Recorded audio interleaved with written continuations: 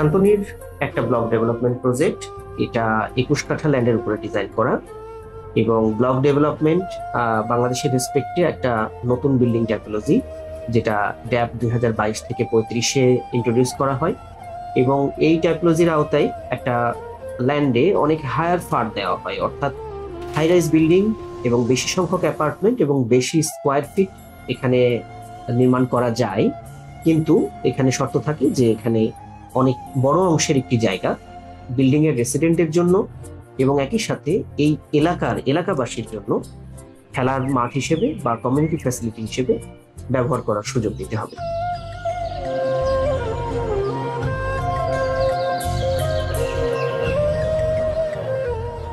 যে কোনো প্রকল্প ডিজাইনের ক্ষেত্রে সাইট একটা খুবই গুরুত্বপূর্ণ ভূমিকা পালন করে এবং সাইটের ক্লাইমেটিক থেকে শুরু করে কন্টেক্সচুয়াল অনেক ক্যারেক্টার রয়েছে। এই ক্যারেক্টারগুলোকে অ্যানালাইসিস করে এগুলো থেকে বিল্ডিং এর ডিজাইনে অনেক গুরুত্বপূর্ণ ইম্প্যাক্ট তৈরি হয়। এটা যে কোনো প্রকল্পের ক্ষেত্রেই এটা একটা কমন বিষয় এবং সাইটকে রেসপেক্ট করে সাইট রেসপন্সিভ ডিজাইন করতে হয়।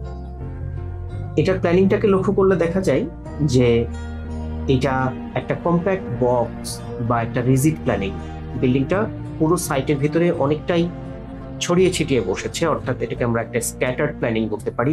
3টা উইং তৈরি হয়েছে যেটা চারিপাশে খোলা এবং একটা ফ্র্যাগমেন্টেড ফর্ম, এবং এই ধরনের একটা ফর্ম বা এই ধরনের একটা স্ক্যাটার্ড ডিজাইন করার কারণে এই বিল্ডিংটার অ্যাপার্টমেন্ট ইউনিটগুলোর প্রত্যেকটা স্পেসকেই এক্সটেরিয়রের সাথে এক্সপোজ করা সম্ভব হচ্ছে এবং এক্সটেরিয়র থেকে এটার ভেন্টিলেশনের ফ্যাসিলিটিটা প্রত্যেকটা ইউনিটে অ্যালাউ করা সম্ভব হয়েছে এবং এই স্ক্যাটার্ড প্ল্যানিংটা প্রতিটা জায়গায় ডে লাইটটাকে খুব চমৎকারভাবে এনশিওর করেছে। ব্লক ডেভেলপমেন্ট প্রজেক্টে যে ওপেন স্পেসটা রাখতে হচ্ছে আমাদের স্পেসিফিক এই প্রজেক্টের ক্ষেত্রে 21 কাঠা ল্যান্ডে আমাদের গ্রাউন্ডটার পরিমাণ হচ্ছে 8.4 কাঠা। এই 8.4 কাঠা ল্যান্ডের মেজর অংশটাকে আমরা বড় রাস্তার দিকে অ্যাকোমোডেট করলাম, অর্থাৎ যেদিকে বেশি প্রশস্ত রাস্তা রয়েছে, এবং এটাও স্ট্র্যাটেজিক্যালি একটা গুরুত্বপূর্ণ ডিসিশন, কারণ এই গ্রাউন্ডটা রাস্তার দিকে হওয়ার কারণে এর ওপেননেস অনেক বেড়ে যায়।